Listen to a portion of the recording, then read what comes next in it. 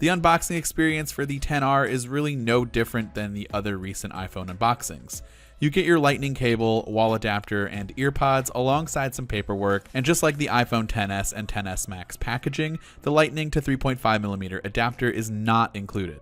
I have the iPhone XR in black, which looks good but is a bit boring considering that one of the main draws of the iPhone XR is that it also comes in 5 other colors like white, yellow, coral, blue, and product red. I really like how the colors carry over from the glass back all the way through the aluminum frame. Which brings me to another major difference of the XR, and that's the aluminum frame versus the stainless steel frame on the iPhone XS. It's honestly not that big of a deal, it just feels like a pre-iPhone X era smartphone. It's still premium feeling, and on the plus side, it won't be as prone to scratches as the stainless steel versions.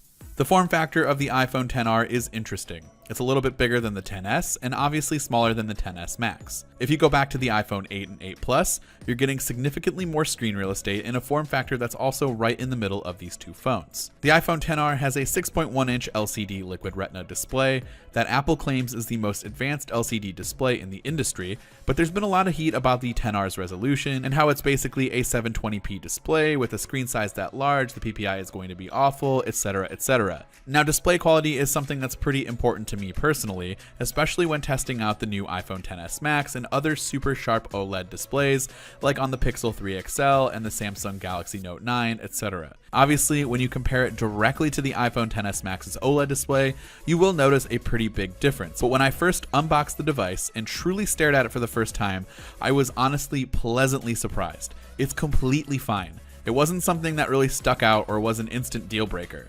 It actually looks like a pretty good display given the specs and the circumstances. What does stand out a bit, especially if you're coming from a 10, XS, or XS Max, is the increased bezel around the display.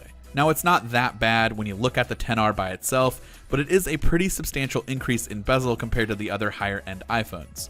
Again, not that big of a deal, but something that is necessary in order to make the LCD display work and help reduce the overall cost of the XR. Overall, I personally like this form factor. I'm someone who preferred the iPhone XS's 5.8-inch form factor, but wanted a larger display in the iPhone XS Max, so this 6.1-inch size is the perfect compromise. One more side note on the display, Apple also removed 3D Touch and instead replaced it with something called haptic touch, which is basically like long pressing and feeling haptic feedback as a response to the long press. It's not that much different, but it does have some limitations at launch. For example, you won't be able to get into any of the quick shortcuts by 3D touching the app. Instead, if you long press on the iPhone XR, it's actually just going to bring up the ability to rearrange your home screen icons or delete an app.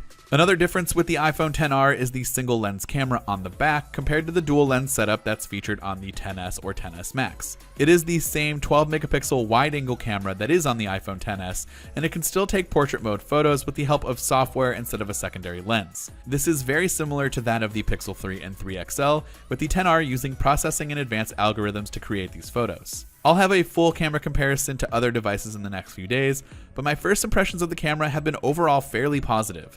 You still get the new Smart HDR feature found in the XS, and there's not a huge difference in overall image quality. It's a bit more hit and miss in terms of how the Smart HDR handles highlights and whether or not they get blown out in the background. Even portrait mode looks really impressive so far. There is one thing to note about portrait mode, however, and that is you can actually only take portraits of people. With the iPhone XS Max, portrait mode works on objects and isn't limited to just people, but because the XR doesn't have two cameras, it actually needs to detect a face to do the background blurring. The edge detection can be a bit iffy on the iPhone XR, but overall I was very impressed with how it handled everything. And yes, you can actually go back in and edit the photos bokeh, just like you can on the iPhone XS and XS Max portrait mode. You do also get portrait mode for the front-facing camera too. In fact, the TrueDepth camera system is present within the notch, giving you full access to features like Face ID, Animoji, and Memoji, just like on the iPhone XS.